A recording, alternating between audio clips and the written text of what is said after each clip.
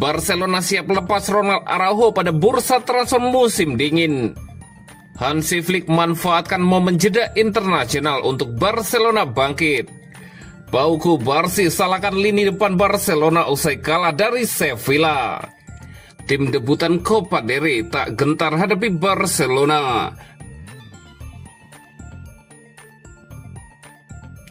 Barcelona siap lepas Ronald Araujo pada bursa transfer musim dingin. Barcelona dikabarkan siap menjual Ronald Araujo pada bursa transfer musim dingin. Pemain berusia 26 tahun itu telah menjadi pemain tetap pasukan Hansi Flick sejauh musim ini, memainkan 6 pertandingan La Liga dan mencetak 1 gol. Ronald Araujo hanya bermain 45 menit pada hari Minggu malam 5 Oktober ketika mereka dikalahkan telak oleh Sevilla di laga lanjutan Liga Spanyol. Setelah 8 pertandingan di kompetisi papan atas, Barca saat ini menduduki posisi kedua di klasemen La Liga, 2 poin di belakang pemimpin klasemen Real Madrid. Setelah jeda internasional kedua pada musim 2025-2026, Araujo dan Barca kembali beraksi dengan menjamu Girona pada 18 Oktober. Menurut media Spanyol Vicaes, Barcelona telah menyusun strategi mereka seputar Ronald Araujo menjelang bursa transfer mendatang.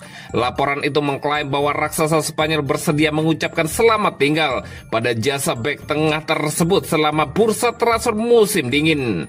Diketahui bahwa pasukan Hansi Flick mematok harga sekitar 34 juta euro atau setara dengan 724 miliar rupiah untuk Araujo yang mungkin akan menghabiskan bulan-bulan terakhirnya di Barcelona.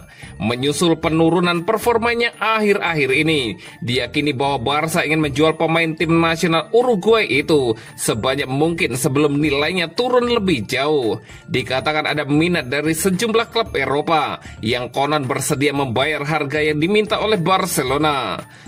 Sejak melakoni debut di tim utama klub Katalan itu pada 2019, Araujo telah tampil 182 kali di pertandingan kompetitif dan mencetak 11 gol.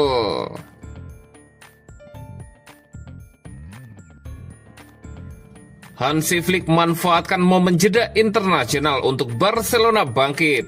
Pelatih Barcelona, Hansi Flick menyambut baik adanya jeda internasional bulan Oktober, menyusul performa buruk timnya setelah dikalahkan Sevilla dalam pekan ke-8 Liga Spanyol di Stadion Sánchez Pizjuan, Minggu 5 Oktober dengan skor 1-4. Ini adalah kekalahan kedua beruntun bagi Barca setelah sebelumnya mereka tumbang di tangan Paris Saint-Germain di Liga Champions pada tengah pekan. Jeda internasional Oktober ini akan bermanfaat bagi kami, kata Hansi Flick. Ketika para pemain kembali dari tim nasional masing-masing, kami akan bekerja keras untuk membantu mereka kembali ke performa terbaik, katanya menambahkan. Kami bermain untuk klub yang luar biasa dan untuk para pendukung yang terluka setelah kekalahan ini. Namun kami harus menerimanya dan menatap masa depan, kata pelatih asal Jerman itu. Setelah kekalahan ini, penting bagi kami untuk tetap bersatu. Kami adalah tim yang bagus, dan ketika kami kembali dari jeda internasional, kami akan berjuang untuk setiap gelar, lanjut Hansi Flick. Kekalahan ini membuat Barca gagal mempertahankan puncak klasemen setelah digeser Real Madrid yang meraih kemenangan 3-1 atas Villarreal pada pekan yang sama. Blaugrana mengoleksi 19 poin di posisi kedua, sementara Madrid di posisi pertama dengan 21 poin. Pada 18 Oktober, Barca akan melawan Girona, sementara Madrid melawan Getafe pada 20 Oktober dalam pekan ke-9 Liga Spanyol. Ini adalah pertandingan terakhir Barca dan Madrid sebelum keduanya berjumpa pada El Clasico jilid pertama musim ini di Santiago Bernabeu pada 26 Oktober mendatang.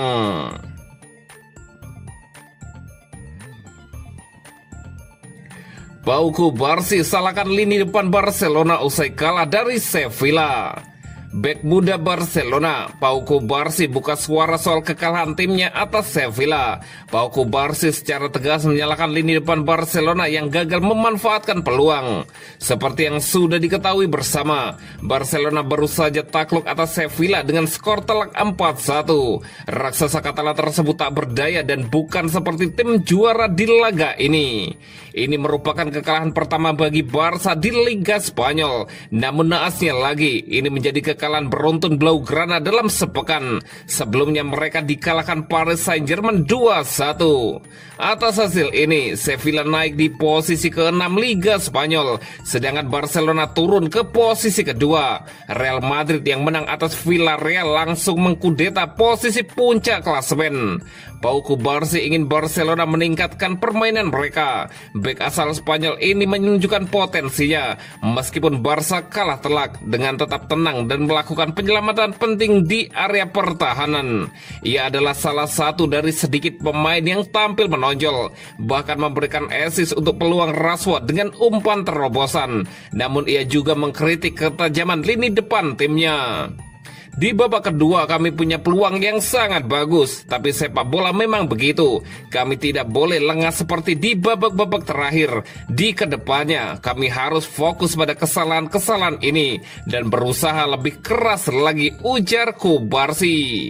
Peluang lawan sebenarnya dimulai dari lini depan. Saya rasa kami perlu menekan seperti yang kami lakukan musim lalu. Saya yakin dalam kasus ini kami sudah lengah dan itu tidak bisa terus berlanjut. Memang benar ini hanya satu pertandingan dan kami tidak boleh bereaksi berlebihan. Tetapi ini juga merupakan titik balik, tutup Kubarsi.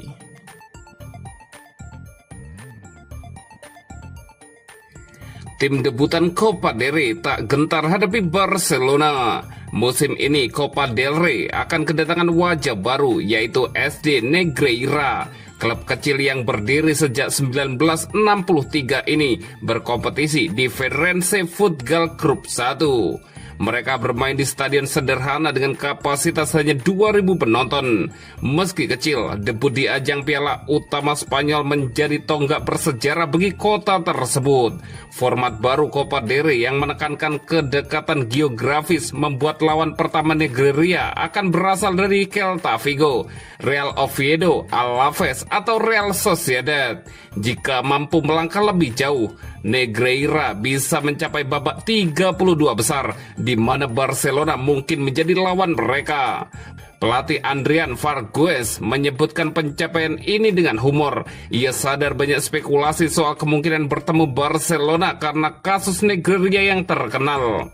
Kami tahu orang-orang ingin kami menghadapi Barcelona. Ada candaan soal itu, tapi kami menanggapinya dengan santai, ujar Fargues. Ia menegaskan menghadapi tim divisi pertama saja sudah menjadi hadiah besar. Sambil bercanda ia menambahkan, semoga kami bisa menang atas Barcelona, dan kalau ada kontroversi wasit ya sudahlah, lanjutnya menambahkan. Presiden klub Jose Manuel Rey memberi pandangan lebih terang. Ia menyebut Negreira hanya nama keluarga yang umum di kota itu, dan pertemuan dengan Barca masih terlalu jauh untuk diperbincangkan sekarang.